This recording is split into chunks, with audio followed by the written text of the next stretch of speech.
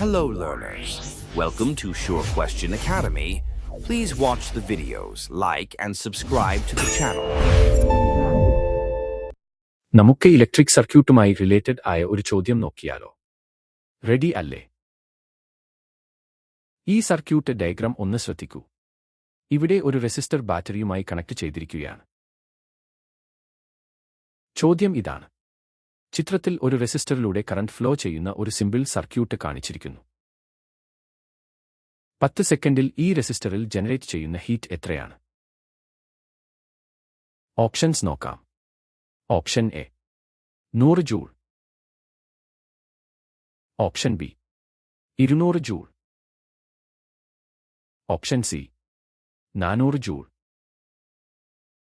Option D 800 joule. ഏതായിരിക്കും correct answer? നമുക്ക് നോക്കാം. വഴിയായി നമുക്ക് ആൻസർ കണ്ടുപിടിക്കാം. കൂടെ പോന്നോളൂ.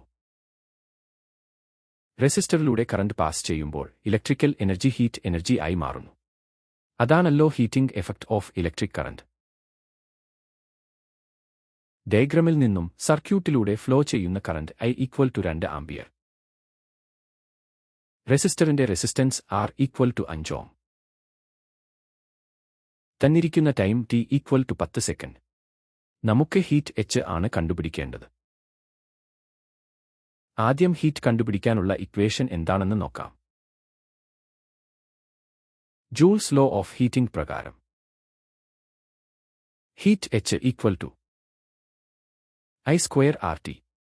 ഈ ഇക്വേഷൻ നമുക്ക് യൂസ് ചെയ്യാം. ഇനി ഈ വാല്യൂസ് ഇക്വേഷനിൽ സബ്സ്റ്റിറ്റ്യൂട്ട് ചെയ്യാം. വാല്യൂസ് കൊടുക്കുമ്പോൾ H = 2² × 5 × 10. ആദ്യം കറന്റ് ആയ 2നെ 1 സ്ക്വയർ ചെയ്തേ. അപ്പോൾ H = 4 × 5 × 10. 4ഉം 5ഉം മൾട്ടിപ്ലൈ ചെയ്താൽ 20 കിട്ടുമല്ലോ. അപ്പോൾ H = 20 × 10. ഇനി ഇത് മൾട്ടിപ്ലൈ ചെയ്യാം. Therefore, ജനറേറ്റ് ചെയ്യുന്ന ഫൈനൽ ഹീറ്റ് H = 200 ജൂൾ. അപ്പോൾ കറക്റ്റ് ആൻസർ ഓപ്ഷൻ ബി ആണ്. സെറ്റ് അല്ലേ? Happy learning.